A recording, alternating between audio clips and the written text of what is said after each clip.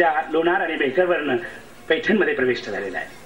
आणि ज्यावेळी पैठणला स्वामींचं आगमन झालेलं आहे, स्वामींची ती अपार वेदवंती, ते लावण्य, ते सौंदर्य तिची दैविक कॉपी नाही, ती परमेश्वराची दैवी जी आहे तशा प्रकारची कुठे नाही, अशा प्रकारची ती दैवी.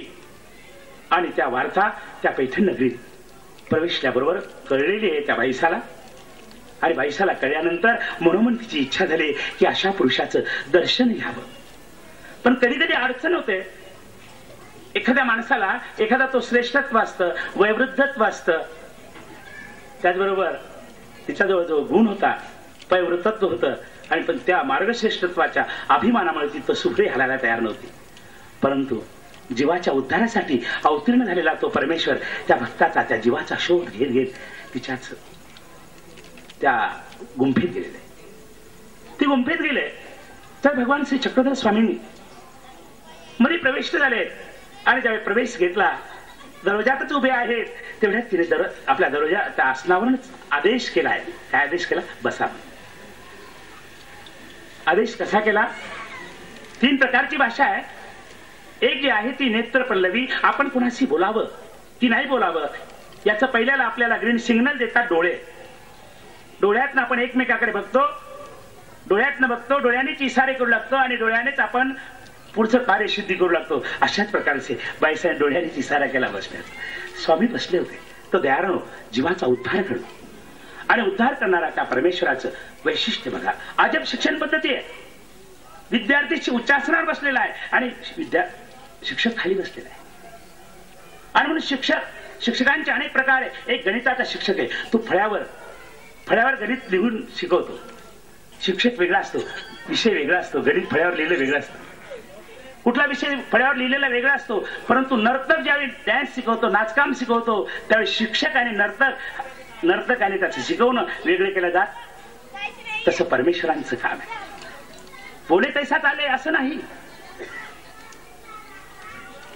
आधी आचरले, आधी केले, मग सांगितले. आधी सर्वसामान्य माणसाला पचनी पडेल अशा प्रकारचा ज्ञानापाठी वैराग्य उपजे. विरक्त अवस्था स्वीकारली. निबिड अरण्यामध्ये एकाकी राहिले. 12 वर्षाच्या चिंतनामध्ये जीवात चिंतन केलं आणि त्या प्रेमी भक्तापर्यंत पोहोचले. बाईसा उच्चासनावर आहे. परंतु तिने त्या ठिकाणी आपल्या सेविकेला आदेश दिला की यांना काहीतरी जेवण द्या. आणि मग पाणी भात ही प्रवृत्ती होती. शिळा असणारा जो प्रकार आणि मग तो भिजवून पाणी घेत टाकलेला असा पाणी आणि भात तो देवांना दिलेला आहे.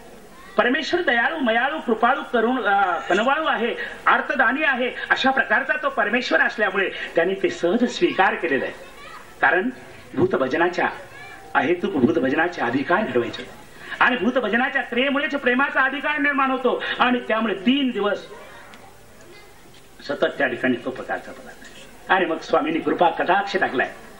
कृपा कटाक्ष ज्यावेळी टाकला, अद्भुत घडलंय. क्षणार्धात उच्चासनावर बसलेली ती बाईसा धडतरी खाली स्वामींच्या समोर पुडक्यात आली आणि साष्टांग लोटांगण घेऊ लागलीये. परिवर्तन झालं. काय परिवर्तन झालं?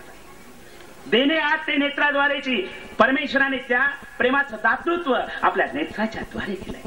आणि नेत्राच्या द्वारे दातृत्व करताच काय झालंय? अंतर्बाह्य परिवर्तन झालं.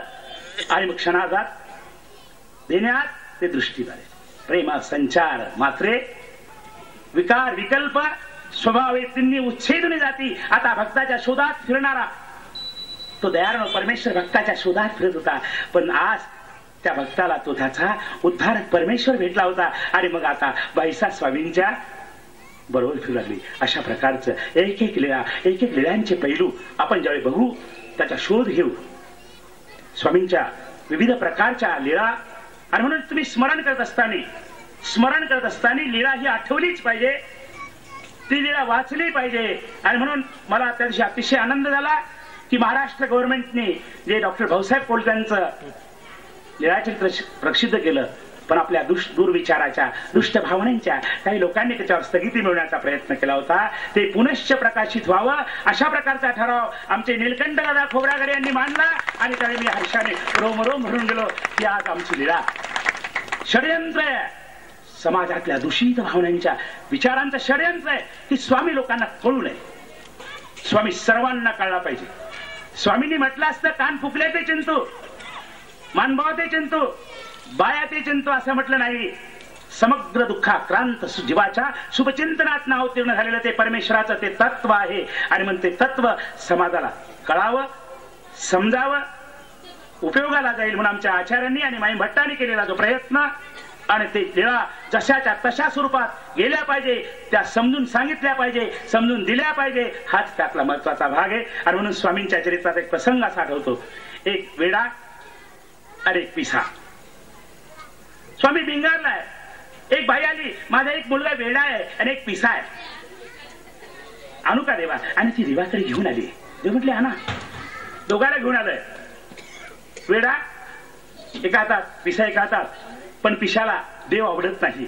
पिशाने झटका मारला, हाताला झटका दिला, पिसा पळून गेला आणि राणायसाच्या देवळावर चढला. स्वामी सुद्धा त्याला धरतायत, त्याला मागून धरलेला आहे, परंतु तो देवाला तोंड दाखवत नाही. स्वामी म्हणतात याने जर तोंड दाखवलं असतं त्याचे पिसा. मी विचार करत होतो पिसा म्हणजे काय हो आणि वेडा म्हणजे काय? दोन माणसं एक आहे, दोन्ही भिन्न आहे. रस्त्यात तुम्ही जात असताना अवलोकन करा. आम्ही निरीक्षण करत नाहीये, आम्ही त्याचं परीक्षण करत नाहीये. रस्त्याने जा, वेडा बघा. वेडा निर्भय असतो, कपड्याची चिंता नसते, तो स्वतःशीच बोलत असतो, स्वतःशी हसत असतो, स्वतःशी रडत असतो, त्याला काही मोह नसतो. तो असतो वेडा. आणि पिसा असतो ना, त्याला पिसा म्हणतात. त्याला त्या वस्तूंचा काय फायदा आहे ते त्यालाही माहित नाही. पण कागदांचं गठुडं असतं, चिंतकांचं गठुडं असतं, कुठलं तरी गठुडं घेतलेलं असतं आणि तो इकडून तिकडे जातो, तिकडून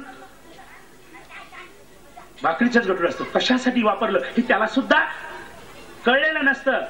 आणि म्हणून वेडा म्हणजे बॉडी इंटरनल, मेंदूतील आकलन शक्तीचा अभाव याला म्हणतात वेडा. पण सहानुभूती जर मिळाली, त्या वेड्याला जर सहानुभूती मिळाली तर त्याचं वेळ जातं आणि त्याच्यात परिवर्तन होतं. पण पिसा हा पिसाच असतो. पिसा काही सुधरत.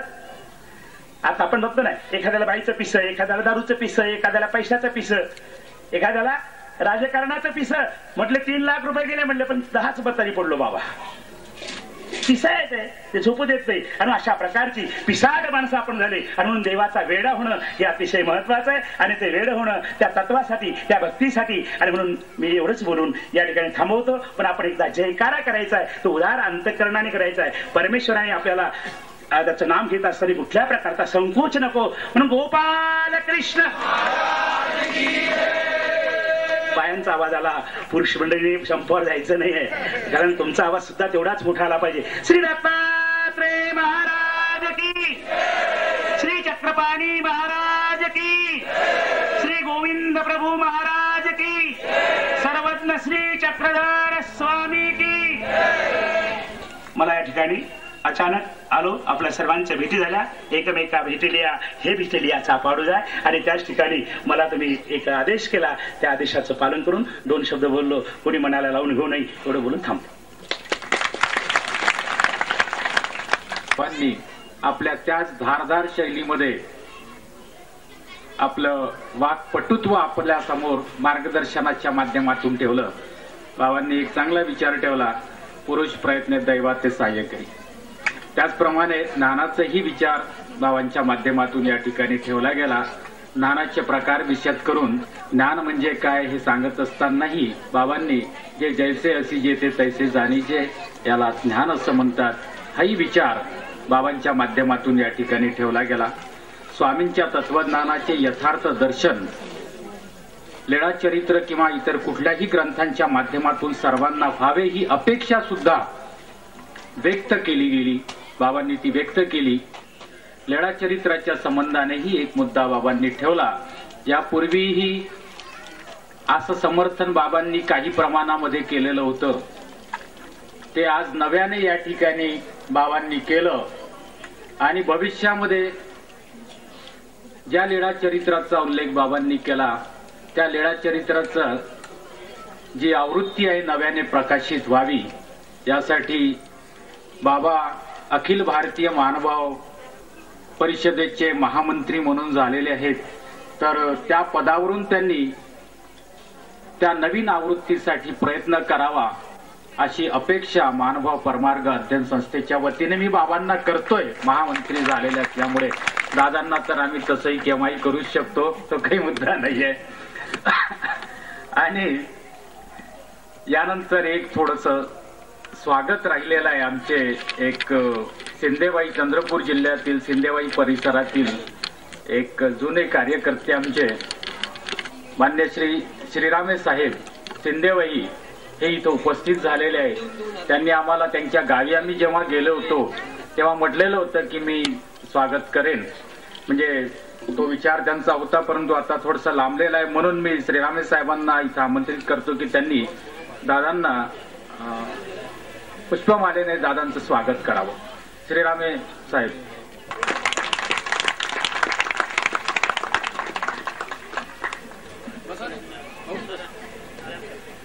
आजच्या या 20व्या वर्धापन दिन सोहळ्याला अध्यक्ष म्हणून लाभलेले परमपूज्य पट्टाधिष्ठित मदाचार्य आदरणीय श्री गोविंदराज दादा कारंजकरजी, नवनिर्वाचित अध्यक्ष म्हणूनही मी दादांना आमंत्रित करतोय. दादांनी आम्हाला मार्गदर्शन करावं अशी मी दादांना विनंती करतो आणि सविस्तर मार्गदर्शन करावं. आदरणीय दादा.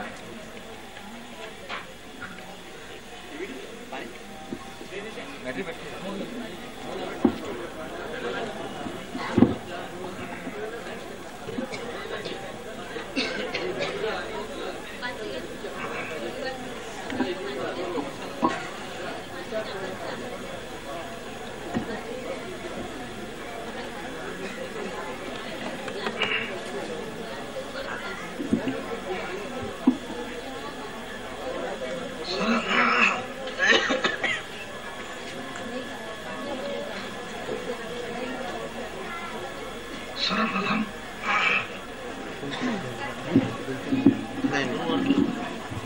छोटा माईक आहे,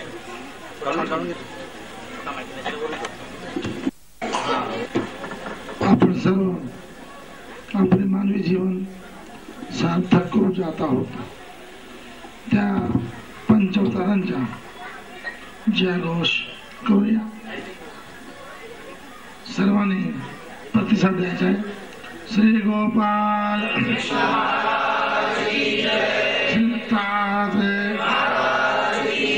श्री चक्रपाणी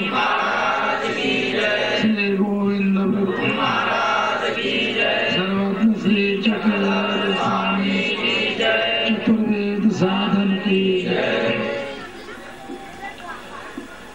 परमार्ग अध्ययन मंदिर या संस्थेच्या 20व्या वाढदिवसानिमित्त होत असलेल्या